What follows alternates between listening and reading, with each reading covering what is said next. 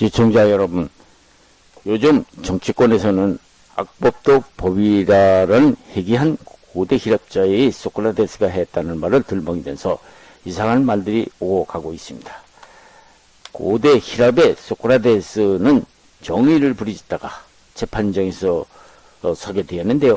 당시 아테네 민주법정은 배심원제였는데요. 500명의 배심원들이 재판을 했는데 유죄 판결이 나면 형량을 결정했는데요.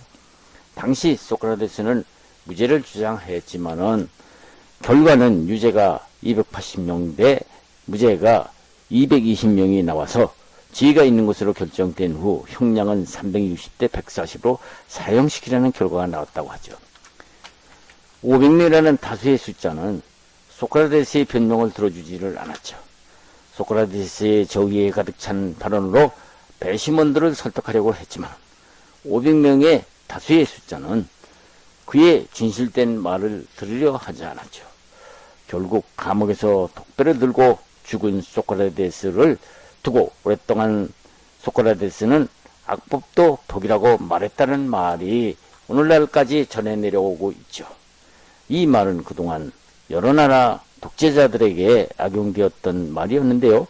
그런데 소크라테스가 했다는 대화를 기록한 그리톤이라는 기록에는 사실 그런 말이 전혀 한 일이 없다고 기록되어 있죠. 당시로서는 500명의 배심원들은 당시 상황으로는 합법적이라고 생각을 했겠죠. 그러나 소크라테스는 그 합법이라는 것은 정의에도 도전할 수 없는 것이라면서 이를 거부했죠. 소크라테스의 재판과 합법적인 것과 옳은 것 사이에 깊은 간극을 보여주는 사건이었죠. 소크라테스의 시대나 우리가 지금 살고 있는 시대나 소크라테스 시절의 민주정치나 지금 우리 민주정치에서나 이런 문제가 전혀 없다고 할 수 없는 것이죠. 현대 민주정치의 기본은 우리가 모두 다 알듯이 다수결의 원리에 의합니다. 현 민주정치의 원리는 다수결에 의한 결정은 합법적으로 받아지는 시대가 아닙니까? 그렇지만 잘 살펴보면 다수결이라는 그 원리만큼 위험한 것도 없죠. 왜냐하면 합법적이라는 다수결이 합법적이라는 이름으로 공동체로 해체시키는 악행을 하기 때문이죠. 다수라는 숫자를 통해서 하는 그 악행이라는 것은 잘못된 집단의 숫자 노름으로 얼마든지 다수라는 이름을 빌려서 잘못된 집단 내끼리 서로 짜고 또 다른 악행을 더 할 수 있다는 것이 문제죠.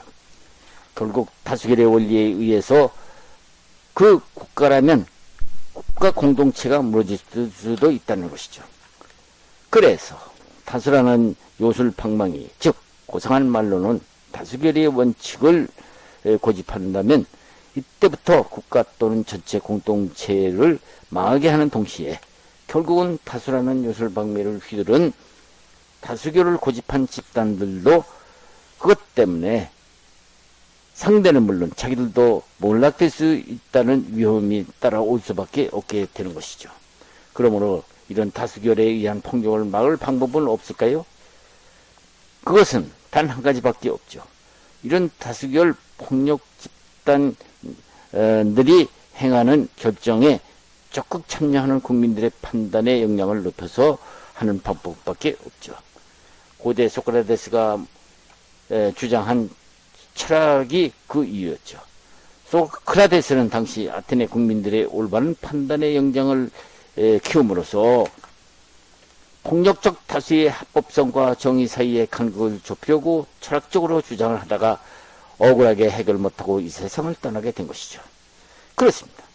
그 폭력적 다수의 합법성과 정의의 간극을 좁히려는 것, 국민들의 마음을 얻기에 급급한 현대 민주주의 정치 체제 하에서도 요즘 정치인들은 그런 간극을 좁히려는 데는 관심을 두지 않고 오로지 당리당략에만 관심을 두니 문제가 아닐 수 없는 것이죠.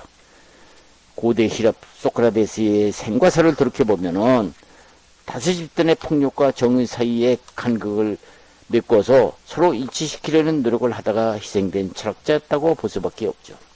그렇습니다. 이러한 비극은 오늘날 소크라테스에게만 닥친 비극일까요? 아테네 민주정치에서 당시 소크라테스를 죽음에까지 가게 한 다수 집단들이 고대 위대한 철학자 소크라테스의 죽음이야말로 다수 집단의 폭력과 정의 사이에서 빚어진 파국의 비극이었다고 볼 수밖에 없는 것이죠. 소크라테스를 법정에 세워서 정의를 구하던 한 위대한 철학자를 처단했던 그 인간들은 그 귀찮은 소크라테스를 다수의 힘으로 제거시켰다고 환호를 했겠지만 그 환호가 얼마나 같겠습니까? 오늘날 역사적 기록을 보면 소크라테스는 고소해 희생시킨 자들은 결국 사형당하고 그들도 추방당했다고 하죠. 이것을 한자로는 사필규정이라고 했던가요?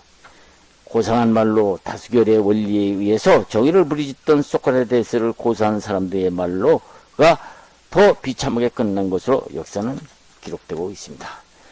오늘날 소크라테스를 희생시킨 것을 뒤늦게 잘못된 것을 알게 된 아테네인들도 소크라테스를 그때부터 더 추모하기 시작했다는 것이죠.